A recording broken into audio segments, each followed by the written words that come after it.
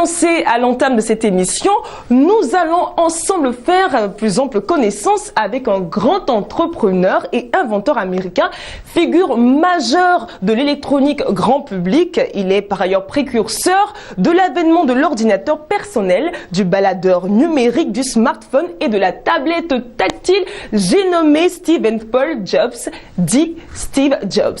On regarde cet élément.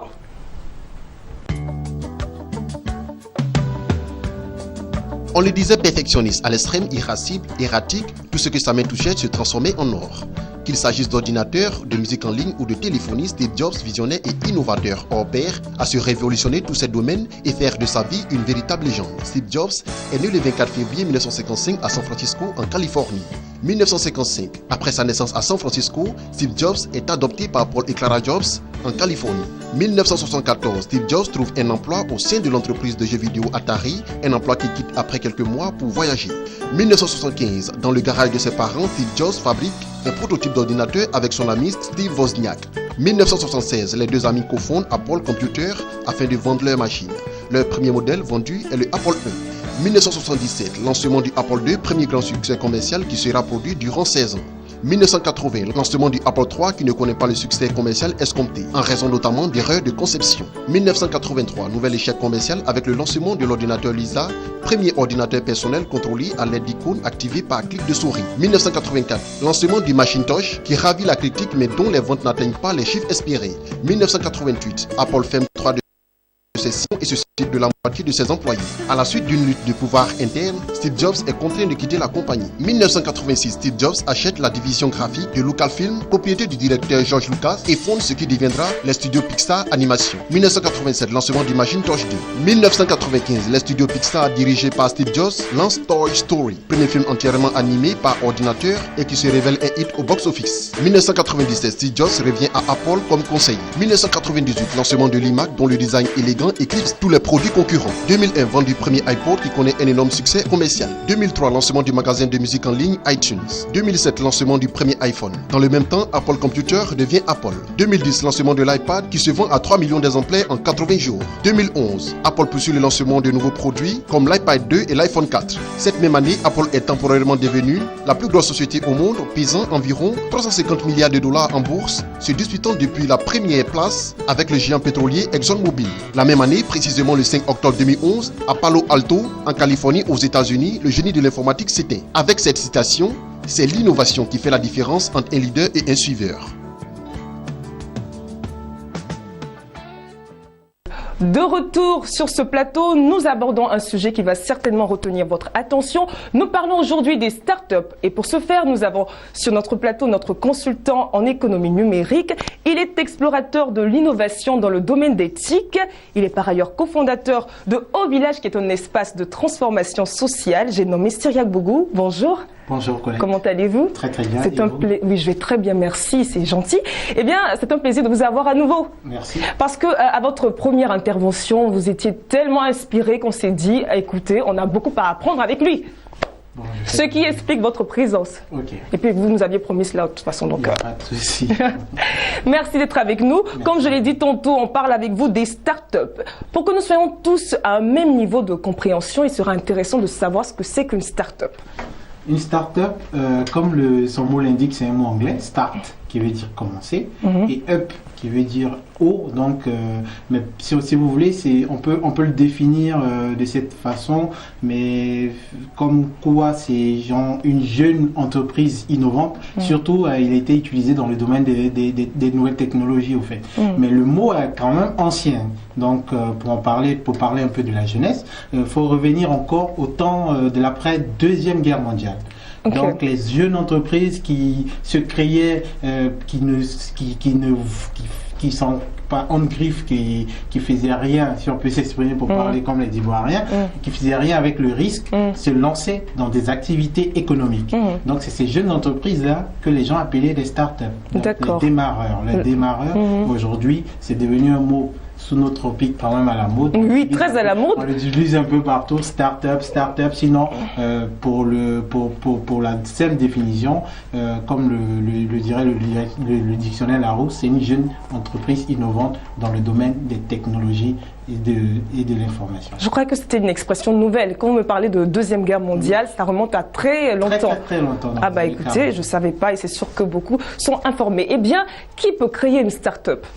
Une start-up, je dirais tout le monde. Pourquoi tout le monde? Parce qu'une start-up, l'idée est la maîtresse même de la création d'une start-up. Tout le monde ici a quand même une idée. Oui. Dès que vous mettez cette idée en application, vous venez de commencer votre start-up. Maintenant, après, la question qu'on pourrait se poser, c'est comment la créer. Après, c'est essayer de définir quel statut je donne à ma start-up. Donc, pour cela, ça nous emmène à tout ce qui est statut de création d'une entreprise.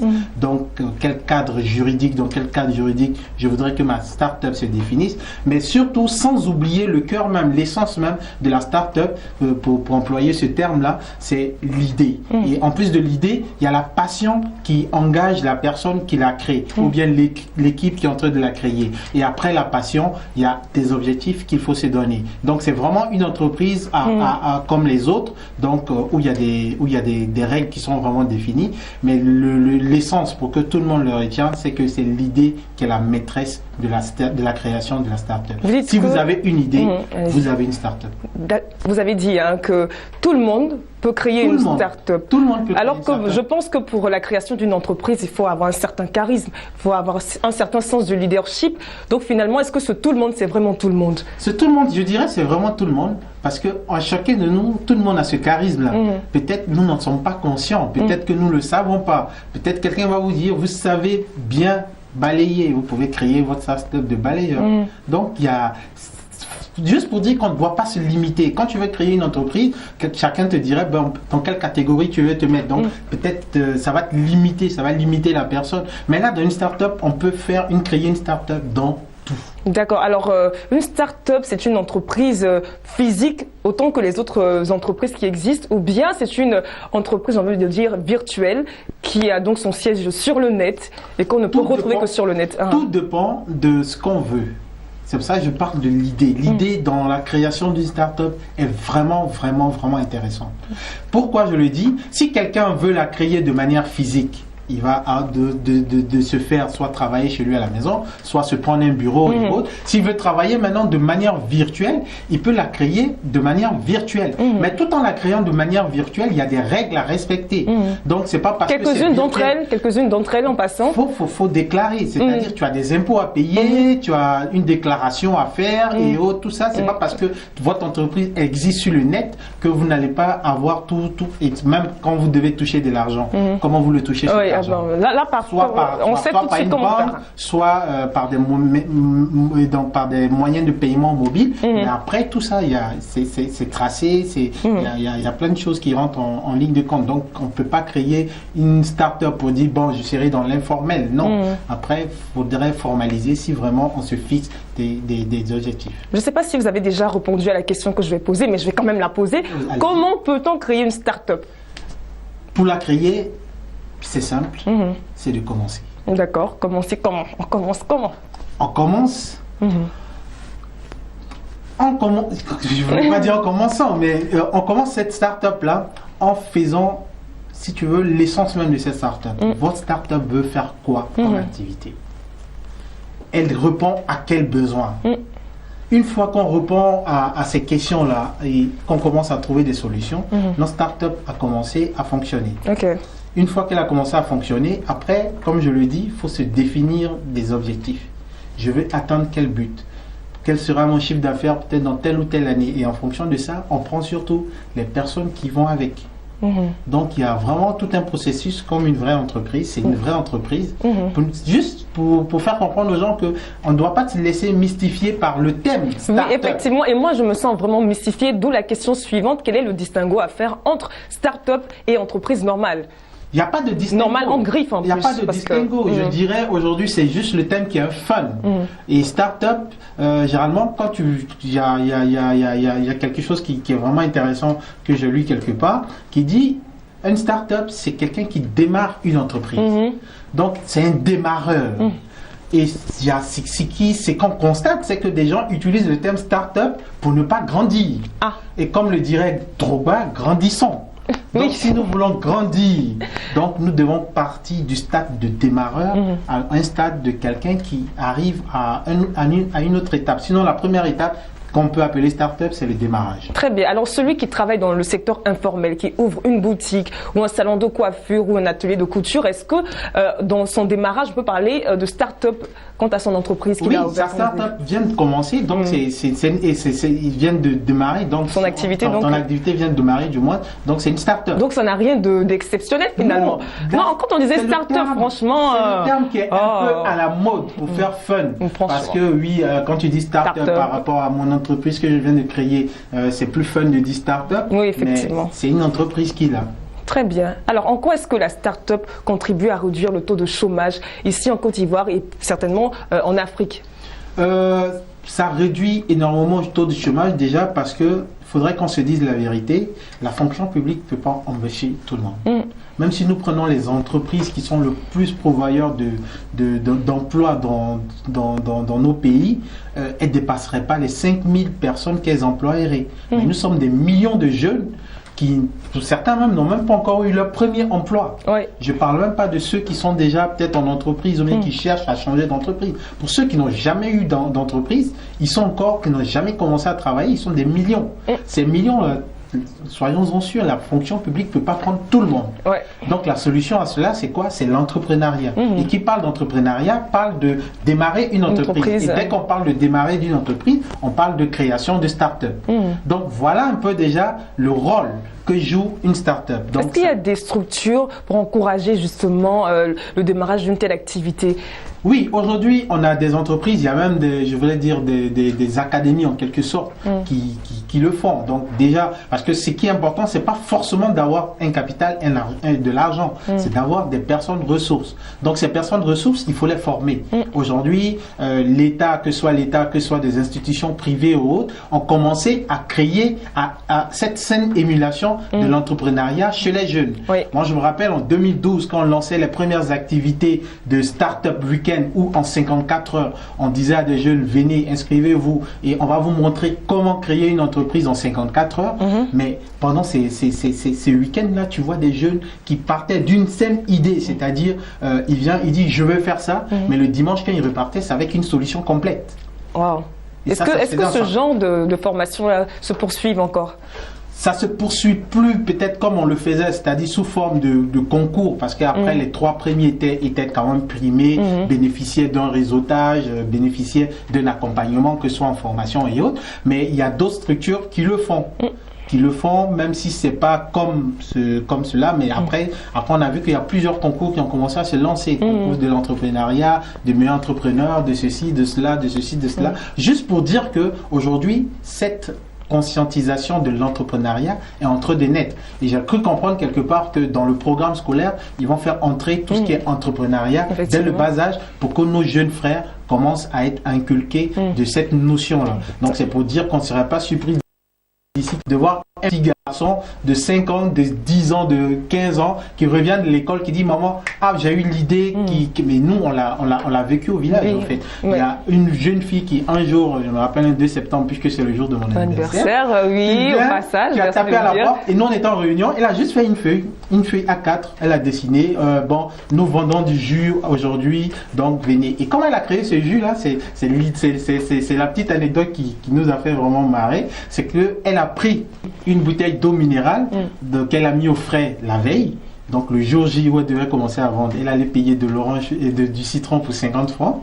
Elle a pressé l'orange dans la bouteille glacée.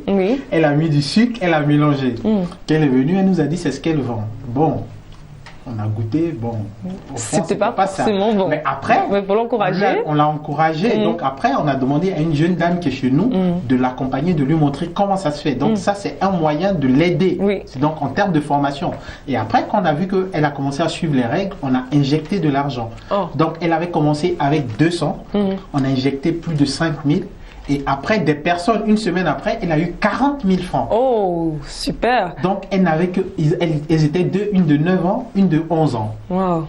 Et aujourd'hui, elles doivent être milliardaires. Non, elles ont laissé tomber parce qu'elles vont à l'école, tout ça, mais elles le font chaque vacances. Donc c'est pour dire que ce sont des choses qui peuvent se faire. Nos parents, mes parents, Djoula, ils le font. Quand tu ils ont la culture de l'entrepreneuriat. Pourquoi pas nous?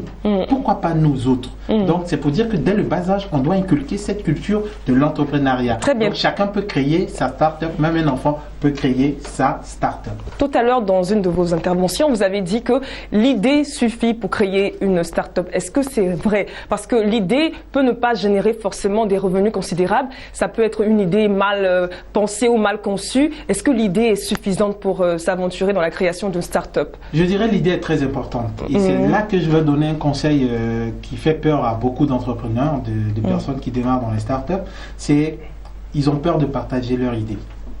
Ils se disent, on va me la piquer, on va me la voler. Mais si vous ne la partagez pas, votre idée ne peut pas être peaufinée. Mais il est vrai qu'on vole des idées aussi. On ne peut pas occulter cela. On ne peut pas voler votre idée. Vous savez, Colette, il faudrait qu'on se le dise. Si aujourd'hui, quelqu'un décide peut-être de... Moi, j'ai eu la géniale idée de créer cette table qui se trouve ici au studio. Mais si quelqu'un veut faire la même table, la saine émulation, nous, on préfère plutôt utiliser la compétition que la compétition. La compétition, c'est-à-dire c'est mon concurrent, il fait la même chose que moi et on essaie de voir comment aller dans le même but, puisque peut-être c'est quand on crée les tables, peut-être c'est pour les emmener dans les écoles et tout ça, comment on peut les améliorer. Donc le fait qu'il soit sur le même segment que moi va m'emmener à réfléchir plus. Oui, dans un premier temps.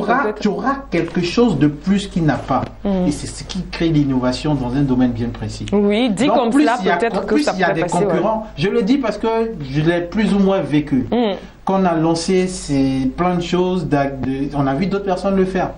Mais après, il y a votre touche personnelle qui fait la différence. Effectivement. Et c'est cette touche-là qu'il faut rechercher au lieu de se mettre dans son coin pour dire « ils ont volé mon idée, ils ont volé mon idée ». Et une autre chose, tant que l'idée restera toujours une idée et sera toujours dans votre tête, ce ne sera pas une start-up. Oui. Moi, je me dans votre tête, peut-être même pas. Il y a des choses. Je me rappelle qu'il y a des choses qu'on a voulu lancer, mais on a vu d'autres personnes le lancer, peut-être dans la même période où nous on voulait les lancer. Ça arrive. On n'est pas la seule personne à penser à la même idée. Donc, lancez-vous, démarrez et votre start-up, après, vous pouvez la peaufiner avec les conseils des uns, des autres. Allez voir des personnes qui font peut-être la même chose que vous voulez faire. Demandez des conseils, lisez des bouquins et vous allez voir, vous allez apprendre beaucoup de choses. Mais est-ce qu'il ne serait pas plus judicieux et plus sage de commencer, de démarrer son activité avec sa propre idée avant de parler de cette idée aux autres? Il y a deux cas. Si vous le faites, vous allez la démarrer, certes. Mais si vous en parlez aux uns et aux autres, ils vont réussir à la peaufiner.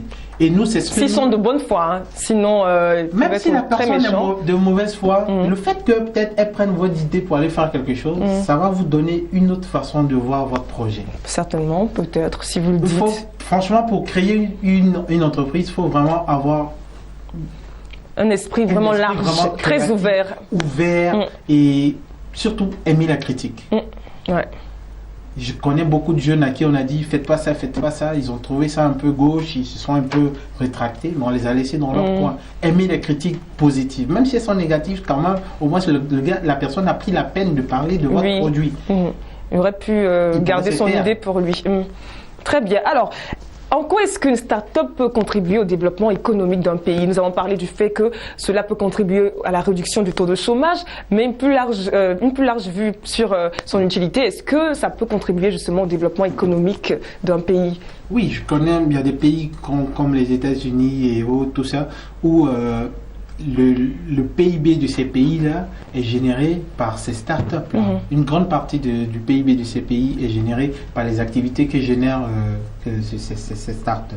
Pour dire quoi? Pour dire aujourd'hui, si, par exemple, prenons l'économie, si aujourd'hui chacun de nous arrive à créer sa startup et commence à bien marcher jusqu'à un certain seuil, elle va non seulement générer de l'emploi, mais aussi il y a de l'argent. Donc sur le plan économique même de développement du pays, il y a des startups qui peut-être vont se dire moi je suis allé dans telle zone, j'ai vu qu'il manque ça, qu'ils ont tel ou tel besoin, qui peuvent s'investir par leur entité non seulement de recherche et développement qui va essayer de trouver des solutions, mais par le côté RSE de la société, qui peut se dire bon, nous on crée une fondation à côté et on s'investit, on injecte de l'argent par rapport à ça, par rapport à ça.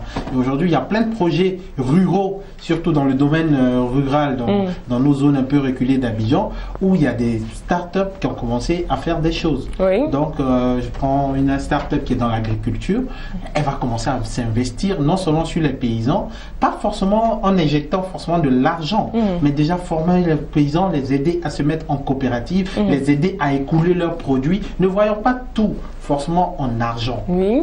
Parce que après, dans un premier temps, quand on investit de l'argent, c'est pour gagner en retour de l'argent. C'est pas juste pour les beaux yeux de la population. On gagne toujours de l'argent. Vous savez, il y a quelqu'un qui m'a dit une fois qu'il n'y a rien de gratuit. Souvent, on entend oui, c'est gratuit, c'est gratuit. Il y a rien de gratuit. Et n'acceptons pas tout gratuitement, parce que si vous acceptez tout gratuitement, c'est que vous êtes le produit sans le savoir.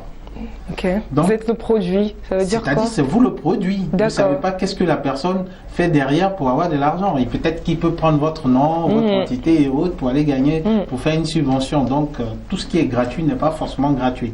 Donc une fois qu'on a cette notion-là, vous allez voir que la start-up va arriver à un moment de l'argent. Et cet argent, elle va soit l'injecter dans d'autres choses, soit de reflouer les caisses aussi de l'État. Donc franchement, pour moi, les startups contribuent au développement d'un pays, d'une localité, d'un territoire, d'une ville et autres. Écoutez, Cyriaque Bogou, j'ai le sentiment qu'on a fait le tour de la question.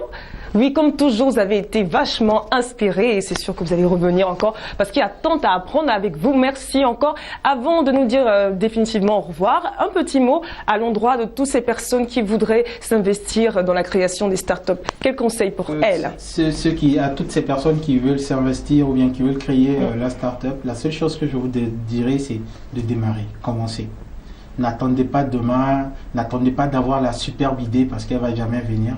C'est de démarrer avec celle que vous avez. Et vous allez voir au fur et à mesure que vous la démarrez, vous allez entendre des choses, vous allez voir des choses et surtout participer à ces moments-là. Il y a des moments aujourd'hui, la Côte d'Ivoire est dans ce même style-là, où il y a beaucoup de formations qui sont faites, beaucoup de séminaires, beaucoup d'académies et autres. Participez parce que c'est là-bas que vous allez tisser votre réseau. Et c'est dans ce réseau-là que vous allez avoir vos premiers clients. Et surtout quand vous avez vos clients, soyez correct avec eux, soyez professionnels. Même si vous venez de démarrer, soyez professionnels, donnez-vous une certaine rigueur, sachez communiquer sur ce que vous faites. Et vous allez voir que cette valeur peut-être qui est en vous, que vous ne savez pas ou bien que vous ne connaissez pas, va ressortir et votre start-up, ne pas dire votre entreprise qui démarre, va arriver à un stade où on parlera d'elle aussi dans le tissu économique de la zone dans laquelle vous êtes implanté.